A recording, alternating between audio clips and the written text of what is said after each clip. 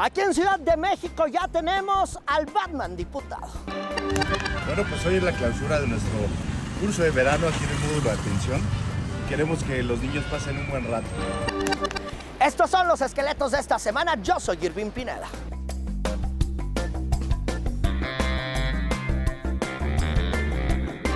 Ya ni bailar a gusto se puede aquí en Ciudad de México. Hay algo que se llama el Jardín Juárez, que se pone hasta el tope todos los fines de semana, donde literalmente es como un jardincito que tiene un antro donde hay mucho reggaetón y además mucha salsa, y ahí los delincuentes ya están haciendo negocio, están llegando a robar celulares cuando la gente está en pleno baile. Luego estos se van a la calle de Bucareli, ahí se llevan los delincuentes los celulares cerquitita de la Secretaría de Gobernación, así está el tamaño de la impunidad en el país. Luego los venden en plazas comerciales que están en el eje Lázaro Cárdenas.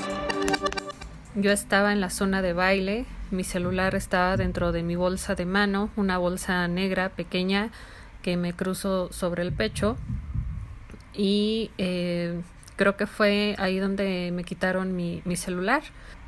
Pedí apoyo del personal de seguridad privada que se encuentra dentro del bar, y el elemento con el que hablé, pues en una actitud muy defensiva, me dijo que él no podía hacer nada.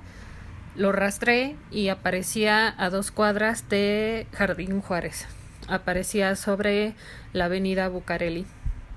Al otro día volví a rastrear el teléfono y el teléfono ya estaba en la Plaza de la Tecnología de Eje Central. Cuando voy a la agencia de Ministerio Público más cercana a mi domicilio, que no corresponde, que tiene que ser la que corresponde al lugar de los hechos, me mandaron a una por Santa María la Ribera. Ahí me dijeron que esa tampoco correspondía, pero bueno, finalmente recibieron ahí mi denuncia, que la iban a canalizar. El proceso me llevó alrededor de 4 horas. Después de que se han viralizado algunos robos en la capital del país, la policía de Ciudad de México busca ser más cercanos a los vecinos y que los vecinos se anoten también para denunciar a los delincuentes y reportar pues cuando andan planificando los robos. Es una aplicación bastante fácil de usar, es para Android y Apple, ¿no? La descargas y bueno, puedes tener acceso a los números de todos los cuadrantes dentro de la Ciudad de México y te delimita un cuadro en color rojo. Aquí está. Eso. Este cuadrito, si uno lo toca, eso es dentro de la Ciudad de México, ¿vale? Ah, ya. Abre el número del cuadrante, en este caso, como te mencionas, el cuadrante número 6. Ese es el nombre de los encargados del cuadrante que hacen los recorridos. ¿Qué historia esta? El médico Gustavo Aguirre, anestesiólogo que vive en Los Cabos, Baja California Sur, ha robado muchísima cámara en los últimos días después de que denunció que fue desalojado de su vivienda y es investigado por elementos de la FGR por comprar fentanilo. Asegura que él hizo una compra de fentanilo que se utiliza para las operaciones de manera legal y que lo utiliza pues obviamente en su labor que tiene como anestesiólogo. Él hasta difundió un video en redes sociales donde narró pues el cateo que le hicieron, que fue sacado de su familia presuntamente, pues fue separado de su familia presuntamente por andar traficando con esta sustancia ilegal. Que llegan estos personas y entran a la casa sin permiso, ni nada, ni nadie que les autorice, y quitan los sellos y entran a la casa. Están entrando a la casa y están violentando. Tengo miedo de que vayan a agregar una pendejada en la casa. No se están respetando sus garantías individuales, sus garantías, sus derechos humanos. Pedimos que se respeten sus derechos humanos, que no criminalicen nuestro actuar como médicos. La Fiscalía General de la República dijo que él no pudo acreditar pues la compra legal del fentanilo. Luego su abogado pues mandó la receta que utilizó, una receta que solamente tienen los anestesiólogos o los algólogos para poder pues dar este tipo de medicamentos. Eso fue lo que enseñaron. Luego más de 200 médicos marcharon allá en Los Cabos en solidaridad con el anestesiólogo Gustavo Aguirre. Luego también hay que decir, las protestas fueron simultáneas en Oaxaca, Sinaloa, Sonora, y entonces ya veremos qué es lo que está ocurriendo. Para saber por qué los anestesiólogos están casados con el fentanilo, aquí les cuento. Vic de los Reyes, médico especialista en el dolor. Víctor de los Reyes, ¿cómo estás? Qué gusto verte. Hola, ¿qué tal? Buenas tardes a todos. Gracias, Irving, por el espacio. Oye, preguntarte tú qué sabes al tema del dolor, que estás en operaciones y todo este asunto, Vic. ¿Cómo está el asunto del fentanilo? A ver, ¿ustedes para qué utilizan el fentanilo? Bueno, este espacio primero quiero agradecerlo porque es muy importante disipar algunas dudas. El fentanilo de uso médico como tal es un medicamento que existe desde 1960, creado por Janssen. En el 68 aprobado por Estados Unidos.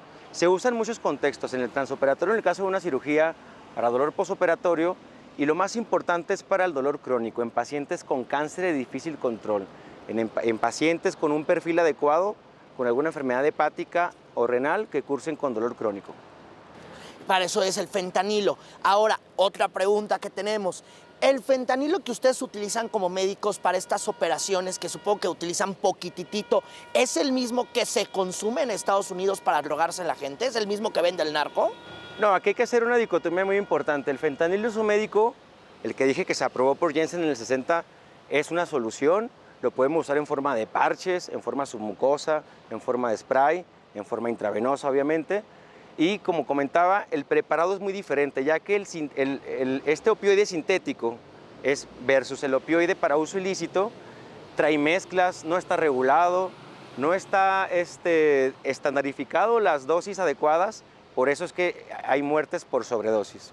Por eso hay las muertes por sobredosis de fentanilo. Ahora, ¿es difícil sustituir al fentanilo en una sala de operación?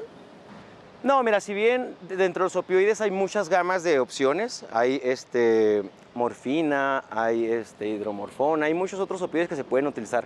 Sin embargo, el perfil de seguridad que nos da el fentanilo en una sala de cirugía es muy óptimo, pues. Se pueden usar otros medicamentos como remifentanil, sufentanilo. Sin embargo, cada propiedad de cada medicamento es muy diferente y depende el perfil que usemos para cada paciente. Claro, oye, tú que convives con algólogos, que estás con los médicos, ¿qué se dice de lo que está ocurriendo en el norte? Porque tengo entendido que algunos médicos que trabajan obviamente en hospitales públicos han tenido como tal que comprar los anestésicos para poder llegar a operar. Eso que comentas es muy importante, ya que ahorita el acceso a estos medicamentos opioides y otros grupos de medicamentos como benzodiazepinas, antidepresivos tricíclicos, no hay. En el contexto anestésico y quirúrgico, el médico, pues como anestesiólogo, tiene que tener sus medicamentos para el paciente, para que sea un buen acto quirúrgico y demás, y para que salga el paciente sin dolor o el menos que se pueda. A veces el médico, ante el desabasto que existe a nivel nacional y esta crisis de opioides mundial, tenemos que conseguir los medicamentos para poder tratar al paciente de una manera adecuada. No sé si sea tema burocrático o demás, que es lo más común. Sin embargo, los que estamos en problema y nos jugamos la cédula somos los médicos.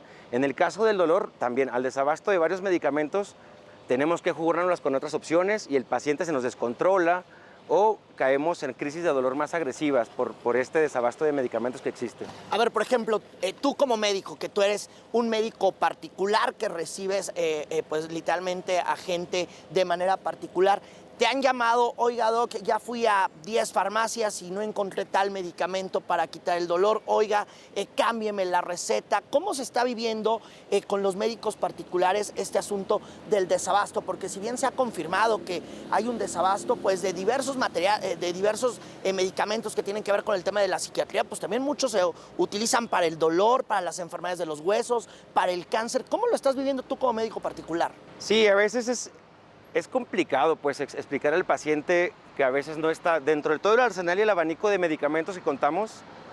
Afortunadamente y por nuestros estudios podemos hacer combinaciones y sustituir estos que usamos de primera línea. Sin embargo, medicamentos antidepresivos tricíclicos como amitriptilina y imipramina están de desabasto por cuestiones farmacéuticas y demás.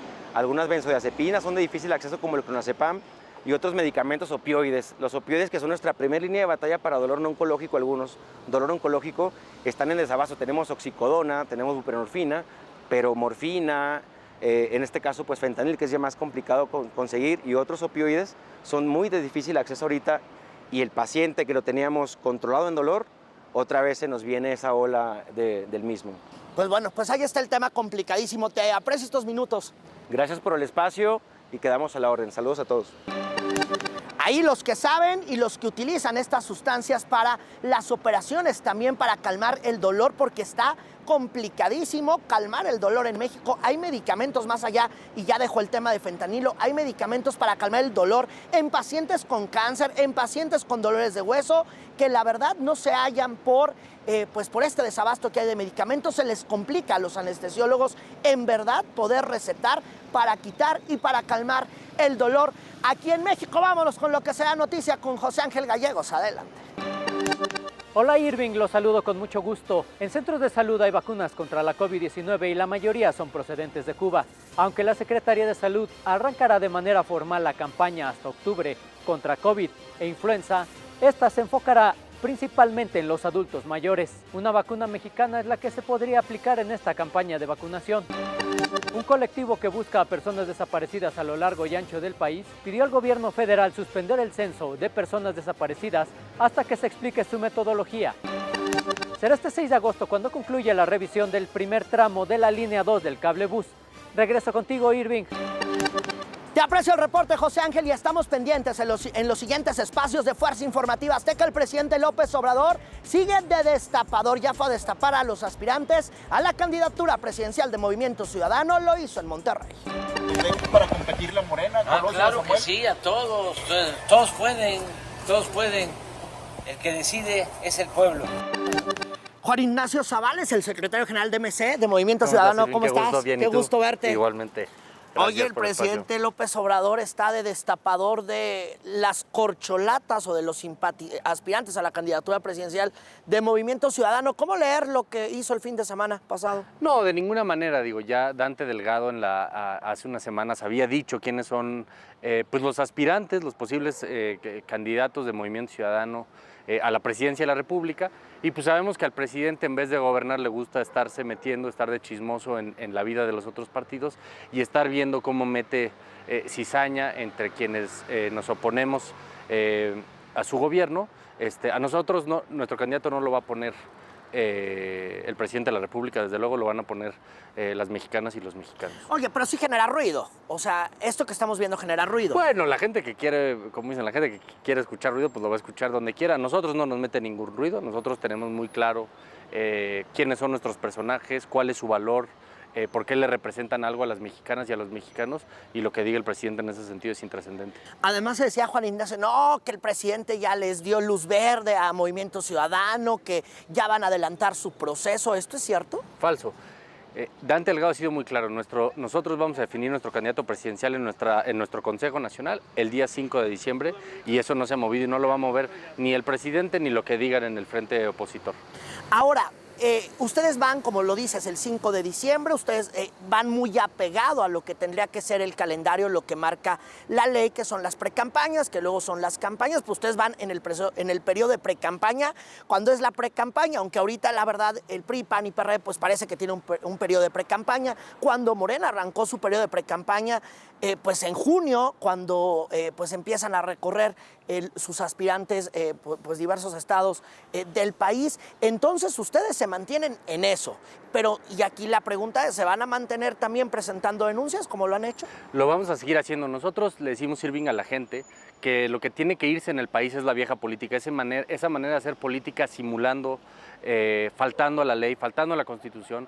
La propia Constitución lo dice, las precampañas inician la tercera semana de septiembre, y la ley dice, el proceso electoral, y la ley dice que la tercera semana de noviembre inicia el periodo de precampañas. Entonces, como bien lo dice Samuel García, ¿qué hacen desde ahorita poniéndose en un tema electoral cuando la gente lo que necesita es que los políticos a los que eligió estén gobernando? En eso nosotros vamos a seguir concentrados, y por eso Movimiento Ciudadano, el diputado Jorge Álvarez Maínez, ha estado denunciando sistemáticamente las violaciones a la ley y a la Constitución, no solo de Morena, sino de PRI, PAN, PRD, que han hecho exactamente lo mismo que Morena, y por eso nosotros decimos que esa es la vieja política a la que se tiene que ir.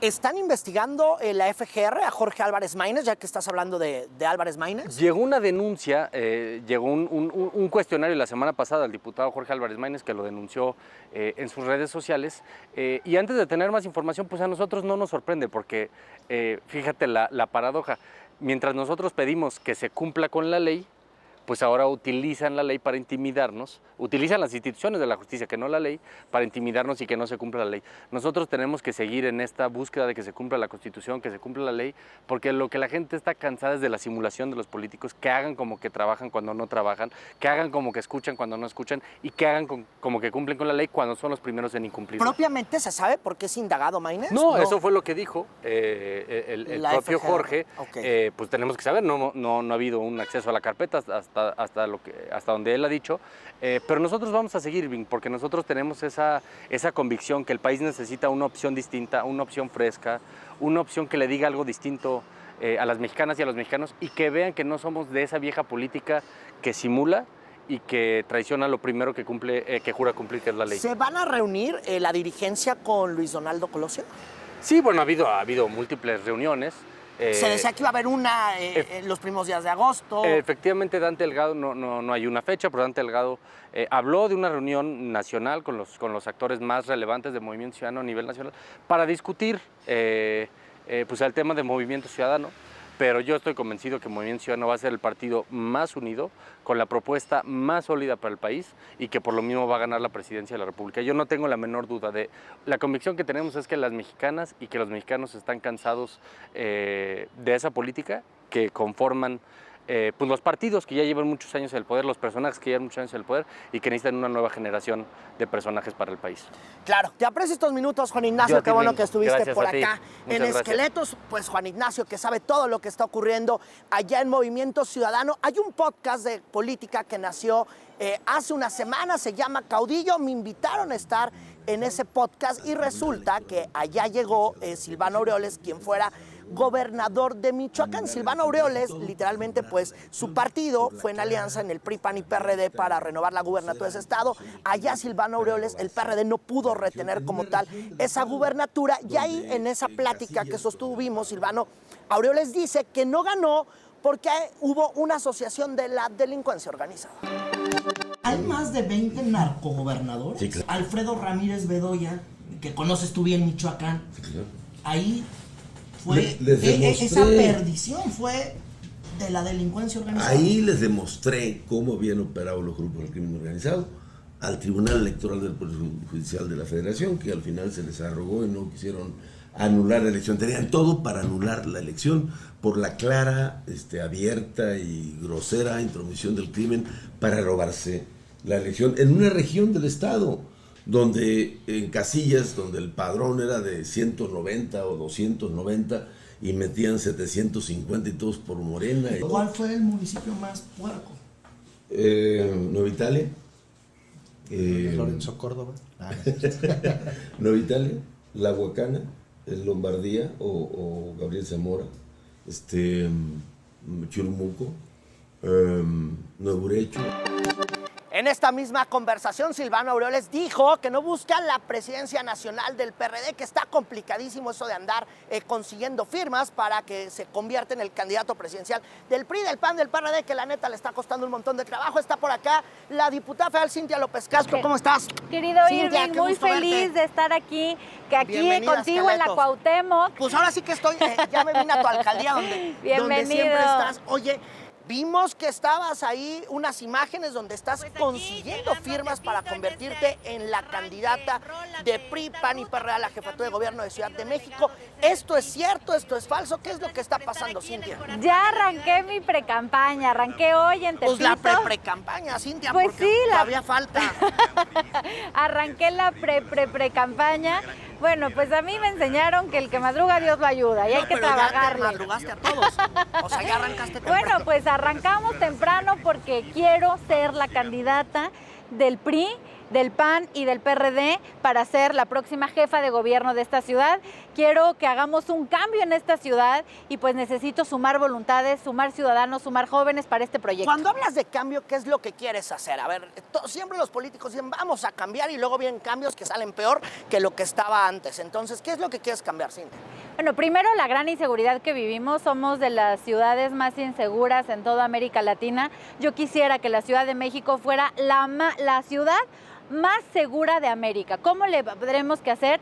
Bueno, tenemos que cambiar esa estrategia en seguridad, pero hoy los ciudadanos, los capitalismos, nos sentimos inseguros en el transporte público para ir al trabajo, en el coche, cuando vamos caminando en cualquier zona de la ciudad. Te hablo de Iztapalapa, de Tepito, pero también de Miguel Hidalgo, pero también de Las Lomas, y lo que necesitamos es tener una ciudad segura. Si logramos tener una ciudad segura y tranquila, pues todos vamos a vivir mejor. Ahora, te estás adelantando porque te está firmando ya la gente. Y entonces aquí mi pregunta es, ¿las dirigencias de los partidos políticos no se van a molestar porque te adelantaste? Bueno, lo que yo estoy haciendo ya es sumar voluntades.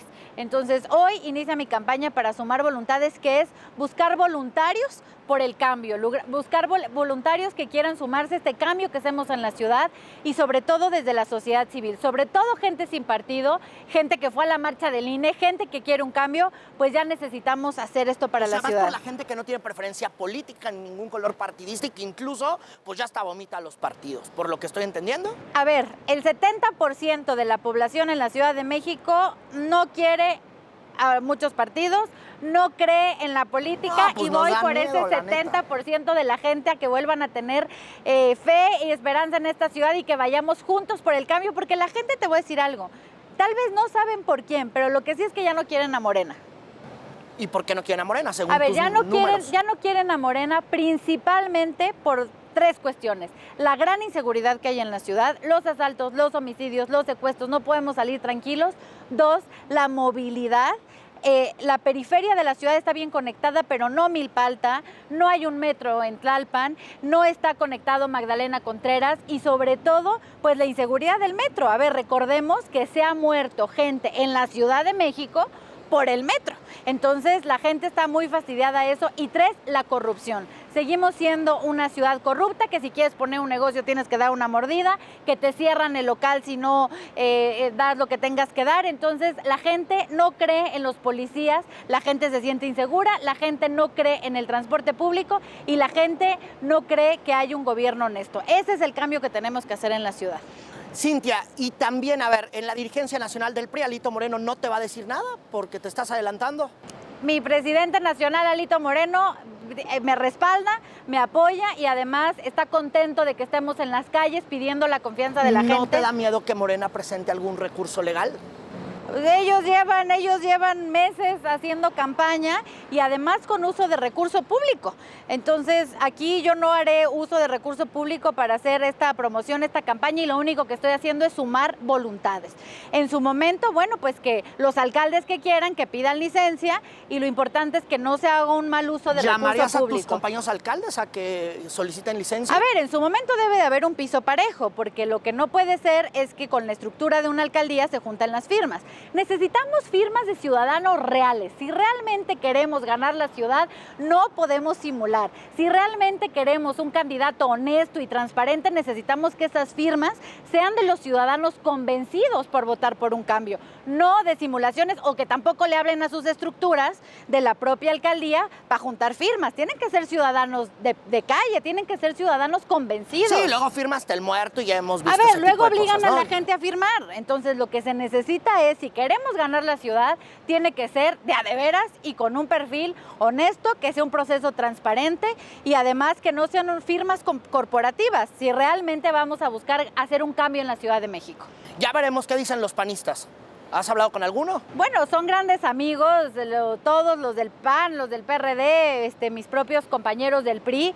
Le tengo un aprecio a todos y bueno, pues todos somos generación, todos tenemos más o menos la misma edad, todos tenemos la trayectoria política. Unos han sido alcalde 2 veces, 3 veces, yo he sido legislador en 4 ocasiones, 18 años trabajando en la Ciudad de México, compitiendo desde los 21 años.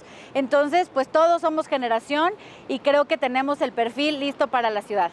Bueno, te aprecio estos minutos. Cintia López, diputada federal, aspirante a la candidatura del PRI, PAN y PRD a la jefatura de gobierno de Ciudad de México. Estos fueron los esqueletos de esta semana. Ya saben que siempre estamos juntos en las cuentas de redes sociales de Fuerza Informativa Azteca, que es @Azteca Noticias. Yo siempre estoy como Irving Pineda, sobre todo en Twitter y en Insta. Qué gusto andar por acá. Gracias.